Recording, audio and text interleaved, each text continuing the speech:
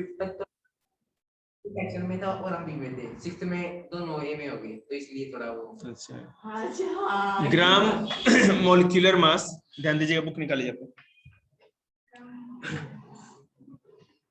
ग्राम molecular मास देखो क्या है, चिंता मत करिए, यहीं से फिर से अच्छे से स्टार्ट करेंगे। The amount of a substance, the amount of a substance whose mass is in gram is numerically equal to its molecular mass. ग्राम मास का मतलब है ग्राम मॉलिक्यूलर मास, इसका मतलब ये हुआ कि कोई भी सबस्टांस अगर आप लेते हो, कोई भी चीज, जैसे ऑक्सीजन ही ले लो, तो इसका जो मॉलिक्यूलर मास होगा उसी को उसका ग्राम मॉलिक्यूलर मास कहा जाएगा। ठीक है, अगर आप उसको ग्राम में शो करते हो, तो मैंने जैसा कि आपको बताया था, O2 जो ऑक्सीजन है, इसका मॉलिक्यूलर मास कितना होता है? 32 होता है। ठीक है ना जी, 32।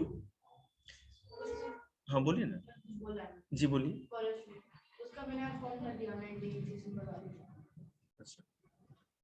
रीजनिंग की बुक है आपके पास कोई? चीज का फॉर्म भरना है सर, कंपटीशन है गुड़िया कुछ स्कूल में? नहीं, मैं समझ गया आपकी बात, तो कोई दिक्कत नहीं, तो अच्छी बात है ना, आप जिंदगी में अभी से कंपटीशन तो आपके लिए बेस्ट है। मैं तो चाहता था ना कि ये कंपटीशन का जो 1 घंटा है ना, हर दिन दिया जाए, ताकि आप लोग को 1 महीने में हम लाइन पे लेके आ जाए, बहुत मैंने लेबल बना दिया आप लोग।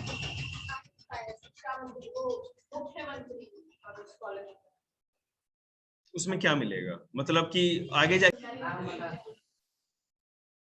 ग्राम मॉलिक्यूलर मास पे फोकस करेंगे। बैजू वाले भगवान जी इनको ज्यादा पैसे दें, हम लोग के पास तो है नहीं भैया, हम लोग तो केवल अपना प्याज रोटी खाने वाले आदमी।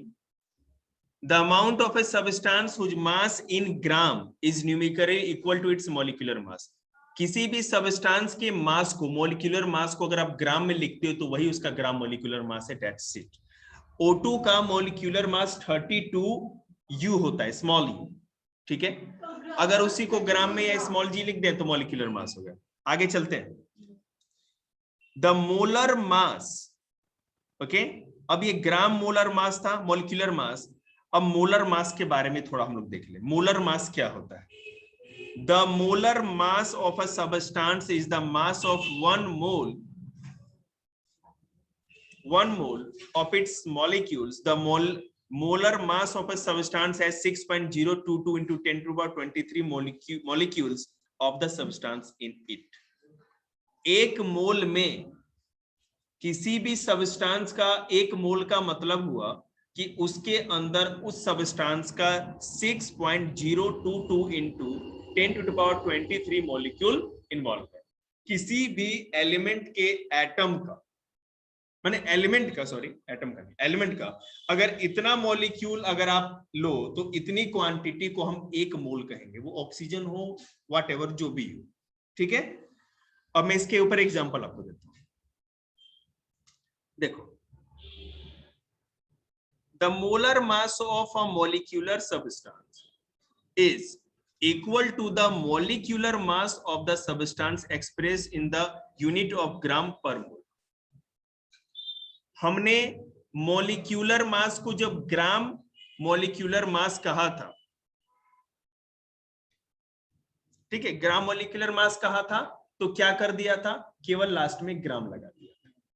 ठीक है, अब यहां पर भी वही है, यहां पर बस क्या करना है, अगर आपको उसका मोलर मास लिखना है तो आप क्या करेंगे, ग्राम पर मोल लगा देंगे, ग्राम स्लैश लगाते हैं ना आप लोग, स्लैश MOL मोल लिख दिए तो आपका वो काम हो गया। अब देखो, the molecular mass of a hydrogen is 2, hydrogen का मॉलिक्यूलर मास 2 होता है। ठीक है, 2U, so the molar mass of hydrogen is 2 gram per mole। ठीक है, और अगर मॉलिक्यूलर मास कहा जाएगा तो क्या लिखेंगे, हाइड्रोजन का मॉलिक्यूलर मास कहा जाए तो 2 होता है, तो 2 को किस तरह से लिखेंगे, 2U। और अगर ग्राम मोलिक्यूलर मास कहा जाए तो क्या लिखेंगे?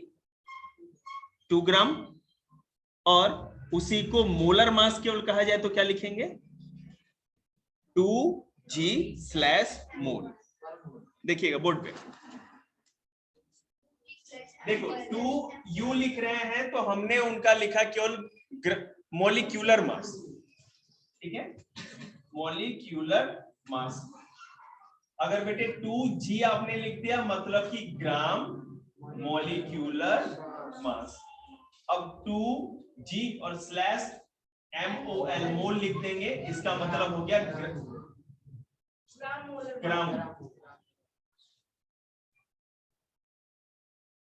ग्राम मोल मास हो गया ना। एक सेकेंड पे रुक जाओ, कित मर गया।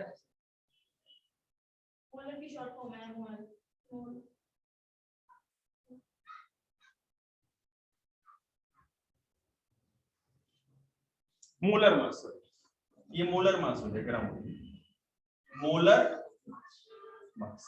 यहाँ ग्राम को मेंशन नहीं करते। ये 3 तरीके से चीज बस लिखने का होता है, ठीक है। मीनिंग नहीं बेटे, बहुत ज्यादा डेरिवेशन होगा, फॉर्मूलाज होंगे, उसके ऊपर आपको बड़े बड़े कैलकुलेशन करने पड़ेंगे। नहीं नहीं नहीं, ये फालतू का नहीं है। केमिस्ट्री और अभी मैं बता दूं, मैथ का बेशक फालतू हो चाहे जो भी हो, ठीक है ना, लेकिन केमिस्ट्री फिजिक्स को बिल्कुल फालतू नहीं समझना। हर चीज का अपना महत्व।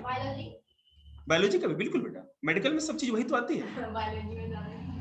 बायोलॉजी में किसका इंटरेस्ट है? इंटरेस्ट है, अच्छा है, आगे जाकर के बहुत ज्यादा लेंदी हो जाता है, बहुत ज्यादा वो बड़े बड़े नाम याद करने पड़ते हैं। चक्कर क्या है ना कि बोटनी में फंस जाओगे, जूलॉजी तो फिर भी मजा आएगा। बोटनी जो केवल, बोटनी मतलब जो प्लांट्स के बारे में केवल पढ़ना, बहुत खतरनाक खतरनाक नाम। चलिए संस्कृत मत पढ़ो भाई, बहुत खतरनाक है संस्कृत टीचर, मतलब the molecular mass of oxygen is 32 U, तो उसका मोलर मास क्या हो जाएगा? 32 ग्राम पर मोल हो जाएगा। अब देखो सर, एटॉमिक मास और मॉलिक्यूलर मास क्या फर्क है? देखिए, एटॉमिक मास और मॉलिक्यूलर मास में कोई फर्क नहीं है। मैं आपको क्या फर्क है वो बताता हूँ। मैं बताऊं क्या फर्क है? बोल बेटा। सर जैसे हम हाइड्रोजन का हम लिखते हैं, सॉरी हाइड्रोजन का लिखने का नहीं, एटॉमिक मास लिखेंगे तो हाइड्रोजन हाइड्रोजन आएगा, और अगर हम वाटर का लिख रहे हैं तो उसमें हाइड्रोजन प्लस ऑक्सीजन दोनों एटॉमिक मास नहीं। मैं बताऊं बेटे, मैं बोलूं, एटॉमिक मास मतलब देखो, अगर आप हाइड्रोजन की बात करते हैं तो हाइड्रोजन का सबसे छोटा हिस्सा एक एटम होगा, मतलब इतना तो हमें पता है, एक हिस्सा। तो वो एक एटम का मास मतलब एटॉमिक मास, मास मतलब एक हाइड्रोजन के एक एटम को अगर आप निकालते हो जब और उसको वेट करोगे तो उसका जो वजन होगा उसको मास कहेंगे, वही उसका एटॉमिक मास है। और हाइड्रोजन का मॉलिक्यूलर मास की अगर बात करोगे तो आपको पता है मॉलिक्यूल्स कैसे बनते हैं, मोर देन वन, मतलब जो कुछ ज्यादा जब एटम जुड़ते हैं तो मॉलिक्यूल हो जाते हैं। तो सारे मॉलिक्यूल्स मतलब मोर देन जितने भी मॉलिक्यूल्स होते हैं मिलकर के जो मॉलिक्यूल बनाते हैं तो उसका जो मास होता है उसको मॉलिक्यूलर मास, मतलब सेम चीज का है, उसका मास ज्यादा हो जाएगा, मॉलिक्यूल का मास ज्यादा होगा, क्योंकि मोर देन वन एटम से ही तो मॉलिक्यूल बनेगा। डिपेंड करता है कि किसी में इंडिविजुअल भी हो सकता है और किसी में, अगर आप आयोनिक कंपाउंड की बात कर रहे हो या किसी भी कंपाउंड की बात करो तो मोर देन वन एलिमेंट तो होंगे ही। क्लियर है?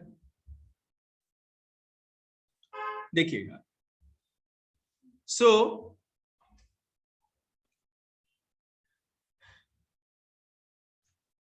if an element exists as molecule, ध्यान दो बेटा, अगर कोई भी एलिमेंट, हम ऑक्सीजन को लेते, हाइड्रोजन आप ले सकते हो, आप नाइट्रोजन की बात करो, ऑक्सीजन की बात करो या क्लोरीन की बात करो, किसी की भी, अगर कोई भी एलिमेंट मॉलिक्यूल्स के रूप में है, ठीक है, then it can have gram atomic mass as well as gram molecular mass. But if an element does not exist as molecule, like such as carbon, sodium, calcium, magnesium, then it can have only gram atomic mass.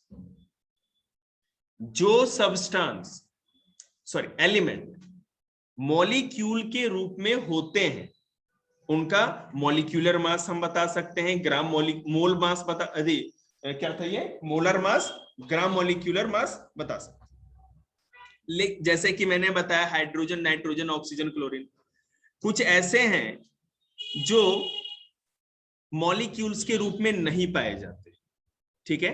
ऐसे element जो molecules के रूप में नहीं पाए जाते उनका हम केवल, जैसे कार्बन हो गया, सोडियम, कैल्शियम, मैग्नीशियम, तो it can have only gram atomic मास, क्योंकि बेटा मॉलिक्यूल नहीं है तो एटम होगा, ठीक है ना, तो इसका ग्राम एटॉमिक मास ही बता सकते हैं। It can not have gram molecular mass because it not existed in the form of molecule. ये मॉलिक्यूल के फॉर्म में है नहीं तो मॉलिक्यूलर मास कैसे बताएंगे, सिंपल सी बात है, समझ में आ गई होगी आप लोगों को। सो ऑल द कंपाउंड, इसके ऊपर न्यूमेरिकल्स पूरे हैं अभी, ठीक है ना, पूरा केमिकल इक्वेशन है, चिंता कोई बात नहीं, भर भर के पूरा प्रैक्टिस करें, मजा आएगा। Then it can have only gram atomic mass, it cannot have gram molecular mass. All the compounds however have only gram molecular mass. From the above discussion we concluded, देखिए अब जितने भी कंपाउंड होंगे उनमें molecular mass तो होगा ही, क्योंकि more than one element मिलेंगे, एटम दो अलग अलग, कंपाउंड कब बनेगा, जब दो अलग अलग एलिमेंट मिलेंगे, ठीक है, अलग अलग एलिमेंट मिलेंगे तो कंपाउंड बनेगा, और जब दो एटम मिल जाएंगे तो मॉलिक्यूल तो हो ही गया, मोर देन वन एटम मतलब कि मॉलिक्यूल, ठीक है। तो देखो ग्राम, अब देखो यहाँ पे दो चीज जो कंक्लूजन निकली है पूरे बात की, वो ध्यान दीजिएगा, और आप लोग अपने बुक में आगे जाकर के जब भी नोट्स में कहूंगा तो इसको मेंशन भी करना। Gram atomic mass of an element and molar mass of an element are just the same, ठीक है। आप ग्राम एटॉमिक मास कहो या मोलर मास कहो, दोनों सेम होता है। Gram molecular mass and molar mass of a substance are also just the same. तो ग्राम मॉलिक्यूलर मास हो, मोलर मास हो या ग्राम एटॉमिक मास हो, सब सेम ही होता है। अब देखो इसे सैंपल प्रॉब्लम कुछ आता है, अब देखते हैं आगे सैंपल प्रॉब्लम हो तो सीधे हम लोग बोर्ड पे ही आप करना स्टार्ट करेंगे, मूल कॉन्सेप्ट भी है, ठीक है। एक सेकंड जी, क्या बनाती है बेचारी, इसमें कार्टून के टाइप साइंटिस्ट है सारा मैडियो जी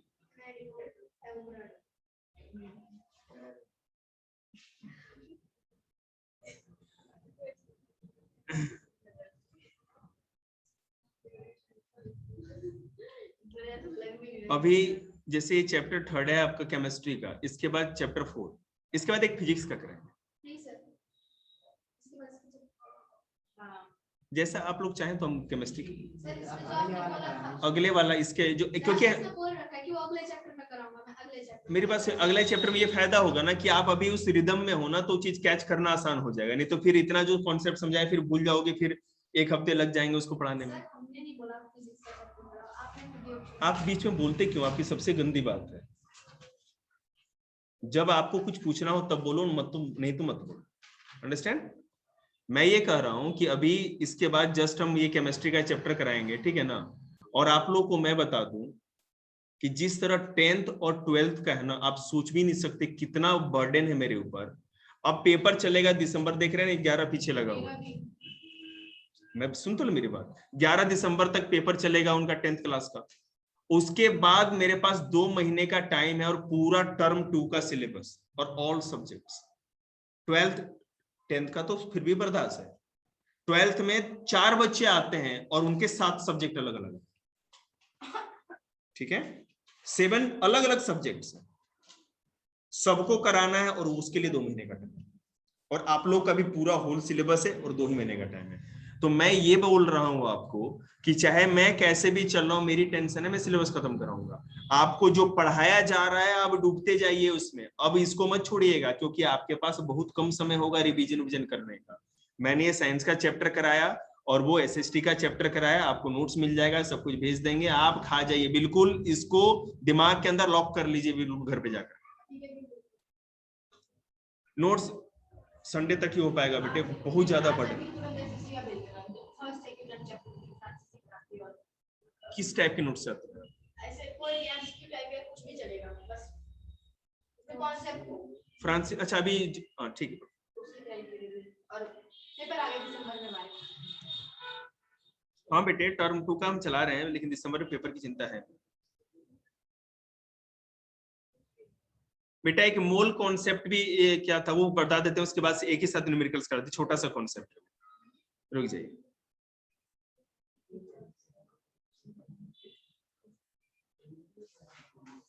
मैं बता रहा हूँ पेज नंबर, चिंता मत।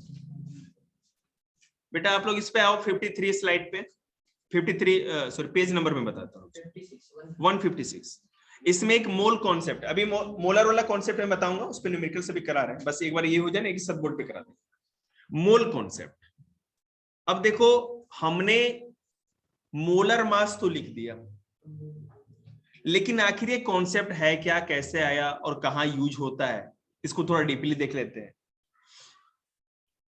अब देखो हम लोग के पास जो सबसे नजदीकी चीज होती है उसमें क्या है कि banks have an extremely large number of coins और वेरियस डिनोमिनेशन, मतलब अलग अलग डिनोमिनेशन मतलब वैल्यू के। बैंक के पास तो अलग अलग टाइप के कॉइन्स होते हैं वैल्यू के। Counting of such a large number of coins is a difficult job, समझ रहे हैं आप। So in banks they weigh coins rather than they count. जैसे मैं बता रहा हूं, एक बार वो क्या कर रहे हैं ना, कॉइन्स को वेट कर लेते हैं कि एक एक वो लेके, अब तो कैसे गिनेंगे, बड़ा मुश्किल काम है, तो वेट करते हैं उसका। The bank people know that the fixed number of particular coin will always have the same mass.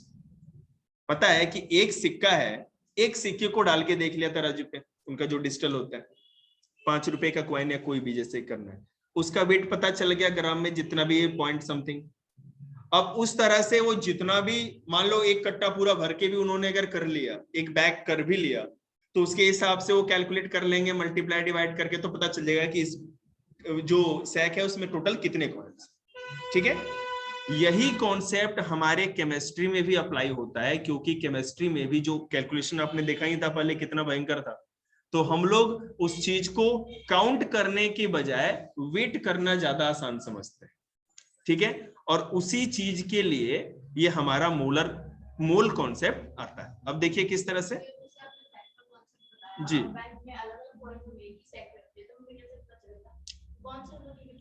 देखिए मेरी बात सुनिए ना, जब भी बैंक में बाहर से कॉइन आता है तो वो अलग अलग ही आता है, और जो कैशियर रखता भी है अपने पास, आप जमा भी कराते हो। आपको पता है जब आप फॉर्म भरते हो ना बैंक का पैसे जमा करने का, तो उसमें कॉइन्स का भी ऑप्शन आता है।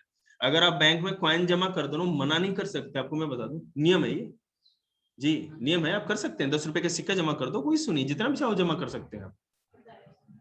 तो मेरे कहने का क्या, मना कर देना बेटे, तो वहां पे सबसे अधिक है ना, हाथ को जोड़ के ऐसे जो रहेगा वहां बैंक मैनेजर होता है। मैं आज ही मिल के आया सबसे, और सब अकड़ के बोलेंगे। सबसे पहले घुसोगे ना तो जो उसका दरबान होता है ना, वो जो बंदूक वाला, वो तो कहेगा ना जैसे बैंक तो उसी के बाबू का है। ठीक है, उसके बाद आगे बढ़ोगे ना तो पानी पिलाने वाला चपरास, वो तो है ना सबसे महंगा ड्रेस उसी का है, बात ही नहीं कर सकते आप।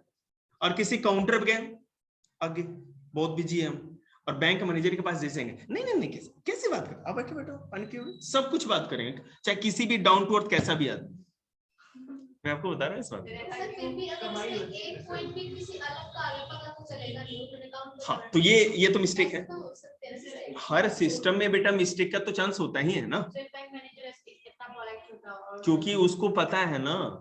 मैं आपको बता रहा हूँ कि कुछ भी जब कंप्लेन होगा ना, अगर उसने लेटर लिख दिया, आपने कंप्लेन कर दिया कि बैंक मेरा काम नहीं करे, खाता विड्रॉ करें, अगर आप जा करके खाता बंद करोगे ना, तो उस बैंक मैनेजर पे इंक्वायरी बैठ जाएगी कि तुम क्या कर रहे हो, तुम्हारे लोग बैंक अकाउंट खुलवाते हैं, तेरा अकाउंट ही बंद हो रहा है। कोई जाए या नहीं जाए, बैंक मैनेजर तो पक्का जाएगा। और अब मैं आपको बता रहा हूँ, घर में जैसे छोटे छोटे बच्चे होते हैं, उनको पता नहीं कि सामने वाला है ना गैंगस्टर है या डॉन है, उठाया पत्थर दे, अद्धा ईंट मारा, अगले का कांच तोड़ दिया, बुगाटी का शीशा टूट गया। अब छोटे बालक ने थोड़ी पता है कि वो 2 लाख का है या 5 लाख का है, ठीक है ना।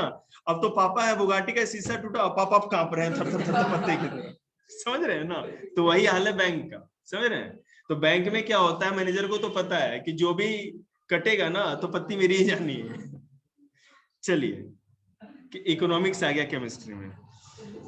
The bank people No, that a fixed number of particular coin will always have the same mass. This means that from the mass of particular type of coin they can find the number of coins. अगर हम wait पता रखेंगे तो हमको number of जो भी चीज है, कॉइन का बात कर लो या एलिमेंट का, हमको पता चल जाएगा। और यही मॉलिक्यूलर मोल कॉन्सेप्ट है। Scientist count atoms and molecules by weighing them. Scientist लोग भी क्या करते हैं, जो भी एटम्स और मॉलिक्यूल्स होता है उसको, उसकी काउंटिंग उसको वेट करके ही करते हैं। मतलब ऐसा नहीं कि भैया तुम एक एटम इधर जाओ दूसरा इधर आओ, ऐसा नहीं। कैसे कर सकते हैं, पॉसिबल नहीं है ना, बहुत छोटा होता है। हाँ, काउंटिंग नहीं बेटे, मतलब वेट का, या इट्स फैक्ट। हाँ फैक्ट है बेटा ये। अगर हो जाएगा किसी मिस्टेक तो क्या होगा? तो बेटे वो हिसाब में जो कॉइन्स गड़बड़ हो रहा है ना, तो मैं आपको बताऊं, बैंक में, हेलो भैया,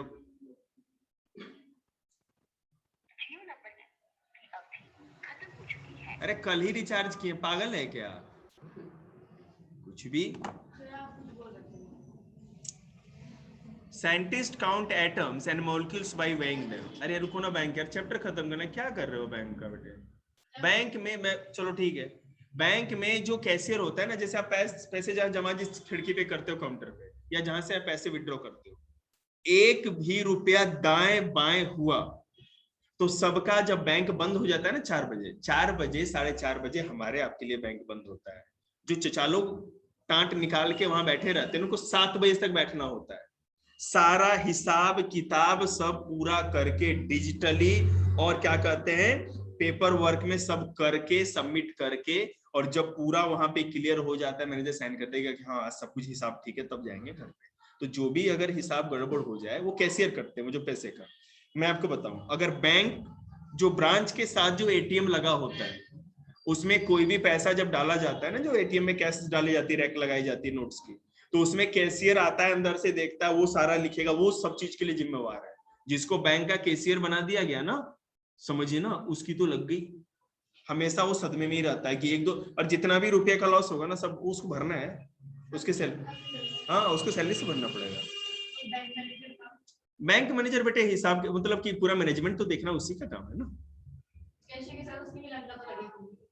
नहीं, लंका क्या लगेगी, लंका तो तब लगेगी जब बड़ा कांड हो जाएगा, ठीक है ना। अब जो मैंने बड़ा कांड किया, जैसे मान लीजिए कैशियर ने कुछ गड़बड़ किया है तो उसको तो रिस्पॉन्सिबल है ही। हाँ, बैंक मैनेजर तब फंसेगा जब उसने उसकी गड़बड़ी देखी और साइन करके कर दिया कि जा बेटे हो गया तेरा, तब। हाँ, मिस्टेक सुधारना पड़ेगा, नहीं तो हो जाएगा। वो बैंक मैनेजर पकड़ लिया, भाई ये हिसाब में दिक्कत है, आप ठीक करो इसे, ठीक है ना, पैसे भरो तुम, बिना भरे नहीं होगा, नहीं तो केस होगा, कंप्लेन होगा, सब कुछ होगा, है ना।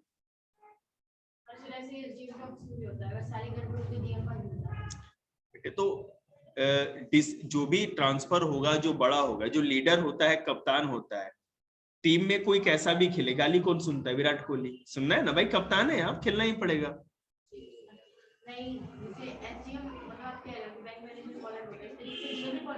देखिए मेरी बात, हाँ बिल्कुल, टीम अगर पोलाइट नहीं है ना, अगर थोड़ी भी पोलाइटनेस में कमी हो गई ना, तो सीधे मीडिया है ना वहां पे, चाय के खोपचे में बैठी है क्रिमिनल लेके, एक बार डीएम साहब गड़बड़ बोल ले, बस डीएम साहब के लगा देंगे लंका।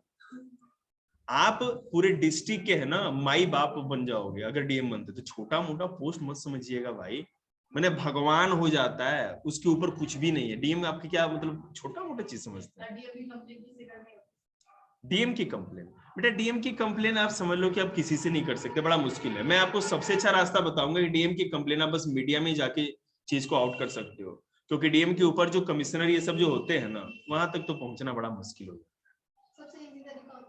मीडिया सबसे अच्छा है ना, क्योंकि आप जनता जनार्दन है ना, जनता है तो सब कुछ है। ठीक है, एक बार मीडिया में आ गया डीएम साहब breaking news, Madhepura DM, Madhepura DM कहती है ना, वहां बीपी बढ़ा हुआ है, शुगर बढ़ा हुआ है, कहीं किडनी यहाँ लटका हुआ है। चलिए देखिए बेटे, साइंस करा लें दो, ये सब मुझे तो लगता नहीं कि पोलाइट भी होते हैं। तो अगर वीडियो ऑफिस में वीडियो होता है ना, वो तो ऐसे दिखाएगा ना। मैंने कहा नहीं, वो जो वीडियो होते हैं ना इस एडमिनिस्ट्रेशन का, वो क्या होता है पता है आपको, वो इस एडमिनिस्ट्रेशन के चपरासी हैं, जिस लेवल पे डीएम है, डीएम उसको चपरासी से ज्यादा कुछ नहीं पूछता। प्यून